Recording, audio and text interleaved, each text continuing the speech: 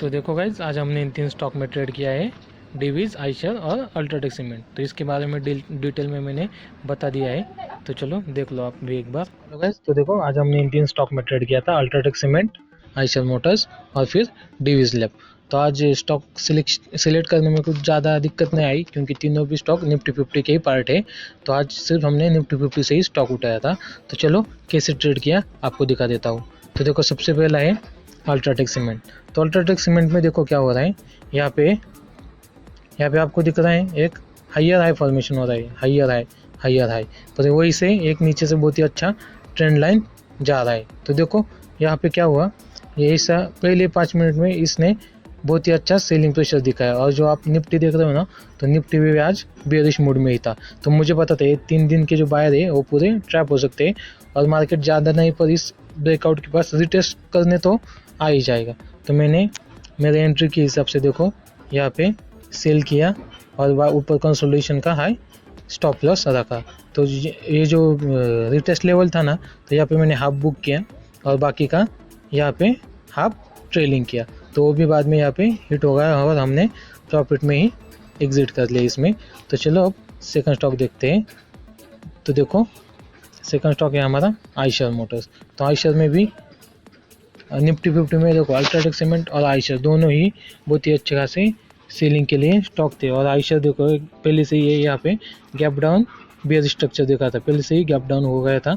और फिर बाद में ये भी यहाँ पे एक रिटेस्ट लेवल थी, ये सपोर्ट था ये पिछला। तो मुझे पता था आज आइशर भी पिछले सपोर्ट के पास आ ही जाएगा। तो मेरे एंट्री के हिसाब से देखो यहाँ पे सेलिंग किया, और जो ऊपर कंसोलिडेशन था उसका high as a stop loss रखा। तो उसमें मेरा प्लानिंग क्या था, यहाँ पे भी हाफ बुकिंग करने का और रेस्ट ट्रेलिंग करने का। पर मेरे से गलती क्या हो गई, मुझे आपकी जगह पूरी क्वांटिटी मेरी सेल हो गई। ओके, तो यहाँ पे मैंने हाफ बुकिंग नहीं किया, मुझसे थोड़ी गलती हो गई थी।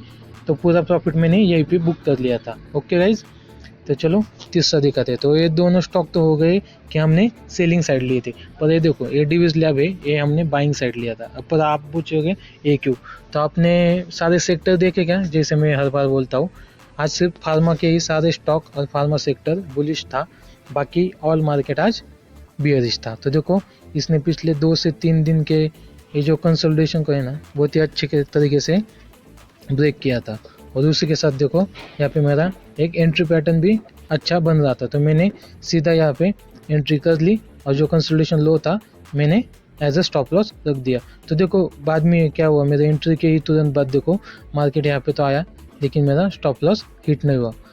तो देखो आपकी यही सोच गलत है कि अब आएगा मेरा स्टॉप लॉस हिट हो जाएगा। तो बहुत लोग है ना फियर में एग्जिट कर लेते हैं स्टॉप लॉस हिट होने से पहले।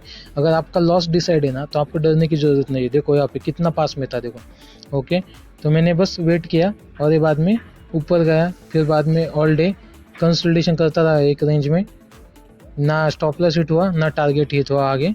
पर देखो मैंने यहाँ पे एक हल्के से प्रॉफिट में एग्जिट कर लिया। तो इसे आज के मैंने तीनों भी स्टॉक थे, और कुछ ज़्यादा दिक्कत नहीं आई आज स्टॉक सिलेक्शन में, क्योंकि तीनों भी निफ्टी के पार्ट थे। तो इसे स्टॉक सिलेक्शन प्रोसेस के लिए और इस साइकोलॉजी के लिए भाई आपको पूरा सिखा दूंगा मैं फ्री में, कोई बात नहीं। बस आपको चैनल को सब्सक्राइब करना है और मुझे सपोर्ट करना है। Okay, thank you guys.